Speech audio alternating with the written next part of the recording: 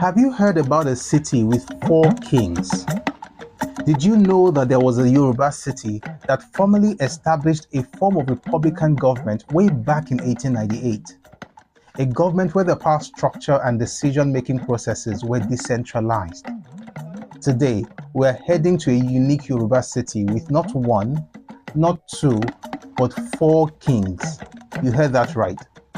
Abeokuta, Ilu Awon Egba, is a city with a rich history, deep culture, and an incredible story of resilience. But wait, why does Egba have 4 kings? If you've watched the recent Netflix movie featuring Lateef Adedimeji as Lishabi, then you're already beginning to connect the dots about the rich history tied to Abeokuta. But let's break it down even more. Egbaradi, because it is going to be a wild ride of history, politics, and leadership. Abeokuta, which literally means under the rock, is a city that found its identity around the iconic Olumo Rock. It is the heart of the Egba people and home to 4 kings. You see, the Egba didn't always live in Abeokuta. They founded the city around 1830, having fled from the old Oyo Empire's oppressive rule and the threat of the Dahomey Kingdom. Seeking refuge, they settled in the area surrounding the massive Olumo Rock, which provided a natural fortress against invasions. Now, the 4 communities that make up Abeokuta didn't just come from nowhere. The first group, Ake, traces its origins to the ancient Oyo Empire. The Gbagura also claim descent from Oyo, but have their own separate leadership. Then you have the Okeono, who also broke away from the Oyo Empire. And finally, the Owu, who fought bitter wars with Oyo despite their strong ties. They ended up settling in Abeokuta after their defeat in the Owu War. So how did all these groups come together? That's where Lishabi and Sodeke come in. Lishabi, a courageous leader of the Egba people, led the charge against the oppressive rule of the Oyo Empire's tax collectors, the Ajeles and the Ilari, who were agents of the empire. Lishabi is remembered as a liberator. Although he lived before the founding of Abeokuta, his spirit of resistance laid the foundation for what Sodeke would eventually do. Sodeke, the war chief, guided all these groups, Ake, Gbagura, Okeono, and Owu, to Olumo Rock after years of war and displacement. Together, they created a confederacy, united by a common desire for safety and self-governance.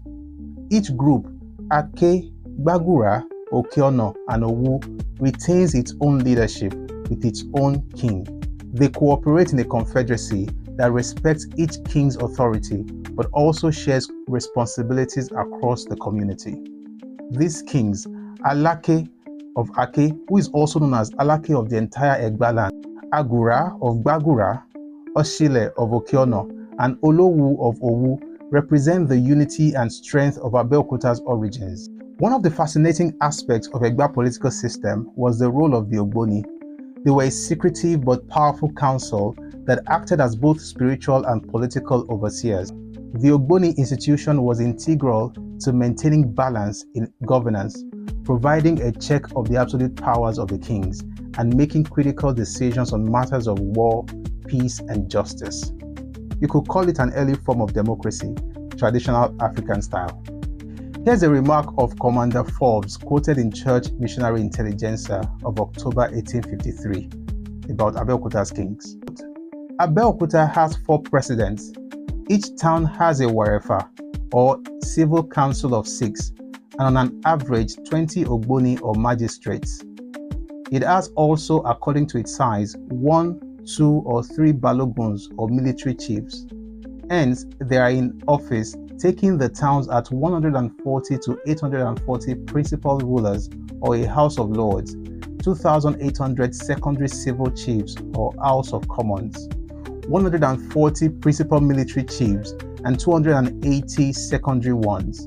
And I hold this to be the most extraordinary republic in the world. But let's not forget the war stories. The Egba people had to fight fiercely for their new home. One of their biggest challenges came in 1851 when the kingdom of Dahomey, under King Gizo, tried to storm Abeokuta.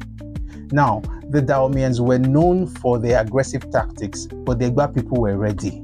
Imagine this, thousands of Dahomey warriors, including their famous all-female unit, the Amazons, descending on Abeokuta, but the Egba defended their city like true warriors, aided by the British who supplied ammunition. The Egba women also played a crucial role in supporting their warriors during the battle. In his book, The Egba and Their Neighbors, Professor Saburi Biobaku highlights the contribution of the women. The Egba owed their victory to the zeal of their women, who attended to the wounded and kept the front line supplied with food and water, and to the tireless energy and example of the missionaries. Their contributions were essential to the Egba's victory, demonstrating the collective effort involved in resisting Dahomey's invasion. Abeokuta wasn't just defending itself, it was defending its independence and right to exist, and they managed to push back even stronger forces. Their victory over the Dahomey made Abeokuta a powerhouse in the region. But just when the Egba were finding their feet, here comes the British. When the British showed up in the mid-1800s, everything began to shift. At first, the relationship between the Egba and the British was friendly. Missionaries like Henry Townsend set up schools and churches introducing Western education and Christianity. Townsend even helped spread the use of the printing